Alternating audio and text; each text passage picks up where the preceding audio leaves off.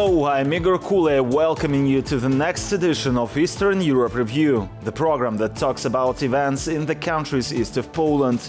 This is a joint production of BELSAT TV and TVP World, and in this episode we take a look at the following topics.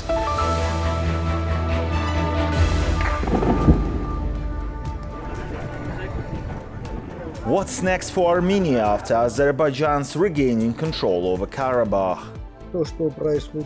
With what is happening in Nagorno-Karabakh, Yerevan is the target. A report from the front line, the Ukrainian soldiers repelling Russian attacks near Bakhmut. The offensive is ongoing, though a bit slow, but we are moving forward. Russian authorities launch a campaign against Latin letters. We have the Russian language, we have to write everything in Russian. Azerbaijan conducted a two-day so-called anti-terrorist operation in Nagorno-Karabakh, which resulted in this territory returning under Azerbaijani control.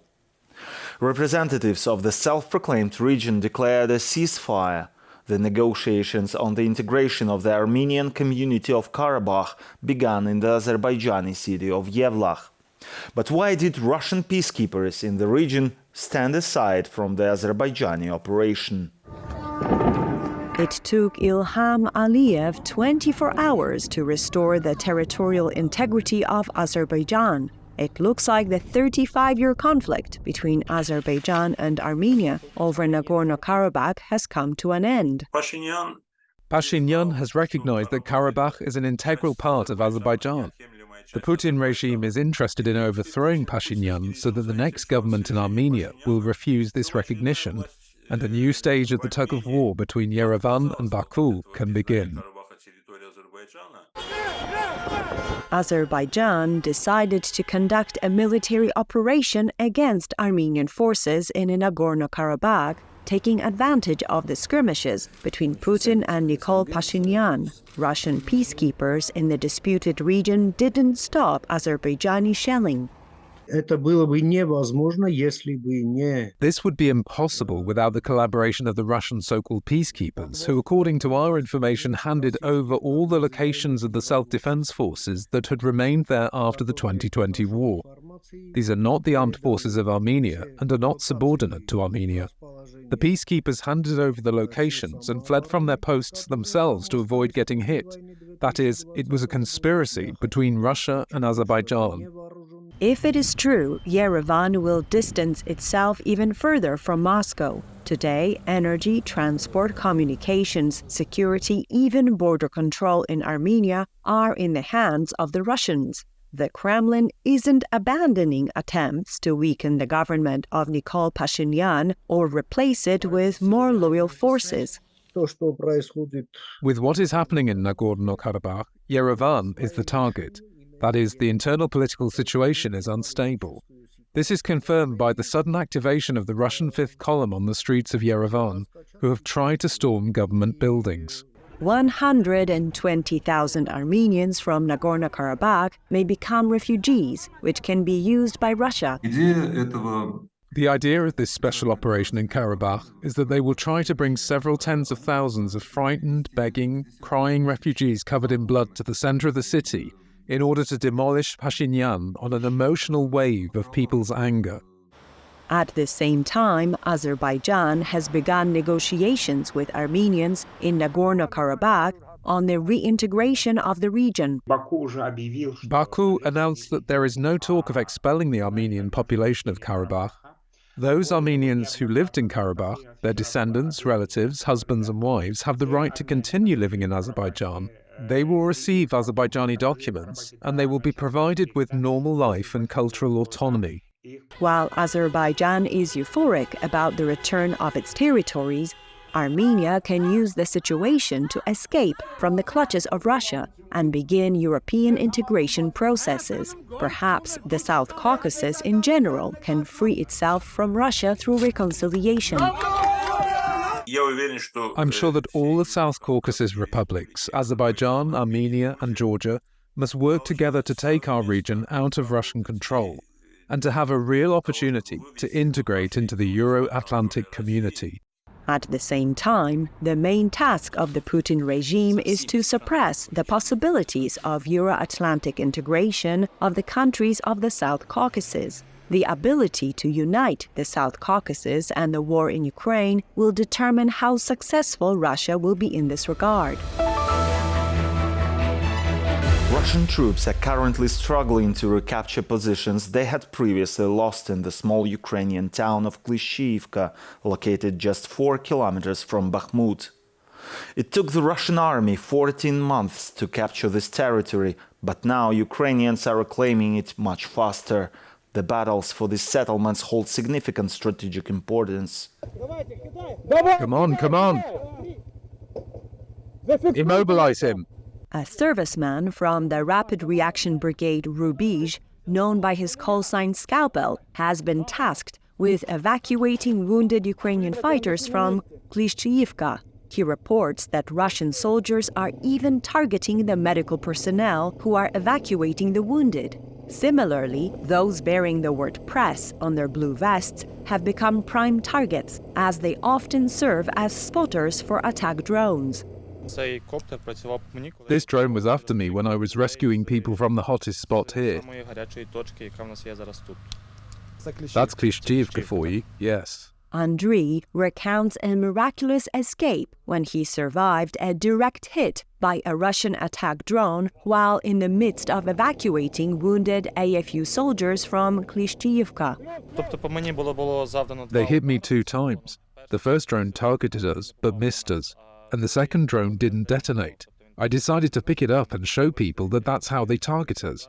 The Russians aren't stupid, and they're using new equipment too. Russian troops are making extensive use of cheap components from China, deploying a large number of strike FPV drones and an overwhelming artillery presence in the Bakhmut region. We've got artillery on us. We're moving after 5 short bursts. Roger that?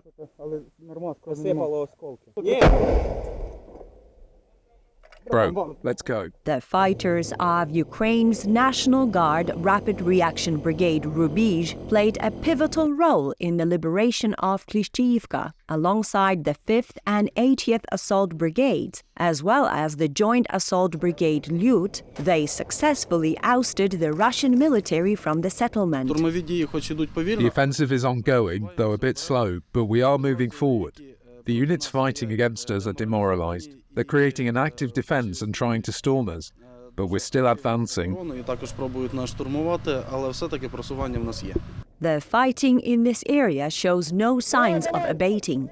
The Russian army is making a determined effort to recapture the village that was previously seized. According to Ukrainian military reports, the enemy is subjecting Klishchiivka to intense artillery bombardment, destroying residential buildings and infrastructure.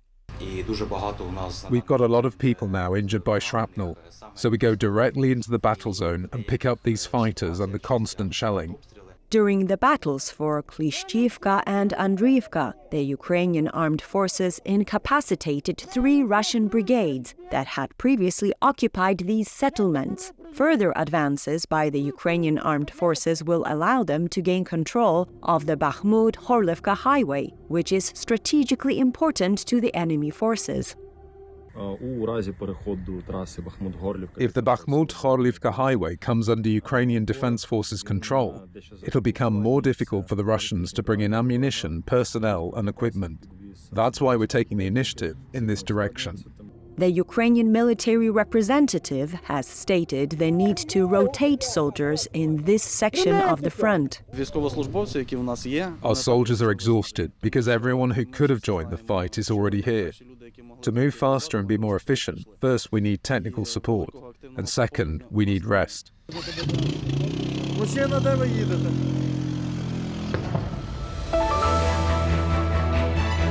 The fight against the use of the Latin alphabet has intensified in Russia. Officials in various cities are planning to prohibit its use in signage and inscriptions, branding it as a patriotic campaign. At times it takes on an absurd dimension. Neighboring Belarus is not far behind in this anti-Western race, as officials there are also considering abandoning the Latin alphabet. The authorities of Saratov, a city in the southeastern European part of Russia, have initiated a contest encouraging residents to report entrepreneurs who use the Latin alphabet in their signage and outdoor advertising. City residents are asked to take photos of such inscriptions and submit them to the city council. Officials have promised prizes to the top 3 citizens who submit the most images, although the nature of these prizes has not been specified. The local community has shown a positive response to identifying businesses that use foreign alphabets in their names. In connection with the events in Ukraine, I think it's now relevant for everyone, so that everything would be purely Russian. We have the Russian language, we have to write everything in Russian. It is necessary to do so. I'm in favor of a rich, mighty Russian language. Starting from April the 1st, 2024, Saratov is set to prohibit all signs in foreign languages. The corresponding bill is currently under discussion by local deputies who refer to the Latin alphabet as a symbol of the enemy. In light of recent geopolitical events, the issue has gained urgency and relevance in our society. In the Soviet Union, there were no foreign signs, and that was just normal. Orders for the production of signs and signage using the Latin alphabet, even in transliteration, have dropped to zero. Businesses are making efforts to adapt to the new regulations. I think that the most difficult sector for us in this respect are beauty salons, because they're used to the fact that everything has to be related to beauty and so on. But we're dealing with it little by little. We offer different options in terms of design, fonts and text. The campaign against foreign words in Russia commenced following Vladimir Putin's signing of a law in February. This legislation prohibits the use of foreign words when Russian synonyms are available, especially when the language is recognized as the official state language. However, what is the connection between this law and hairdressing salons or globally recognized trademarks? In my opinion, branded goods and brand names, of course, shouldn't be changed. Just imagine Volkswagen, Volvo or Toyota. How are we meant to write those in Russian? It turned out to be surprisingly straightforward. In September, shampoos, shower gels, and powders that customers had long recognized by their familiar English names suddenly appeared on the shelves of Russian stores in a new version. The packaging has undergone a transformation. The names of global brands are now written in Cyrillic. This is how the new owners of the Russian assets of the German concern Henkel are demonstrating a patriotic approach. Let us have them, no matter what their names are. Let them write in Russian and translate. We don't have them anymore. As far as I know, Persil is made in Kazakhstan and Tatarstan. Basically, whatever you call them, if the content is the same, there's no point. Alexander Lukashenko is also taking measures against the use of the Latin alphabet. All street information signs in Belarus are required to be in the state language by the end of the year. Authorities have stated that this decision stems from concerns voiced by citizens who view the Latin alphabet as an imposition of foreign cultural traditions and, even worse, liberal values. And that's it for today. Eastern Europe Review will be back next Sunday. Please stay with us, keep watching TVP World, and support Ukraine.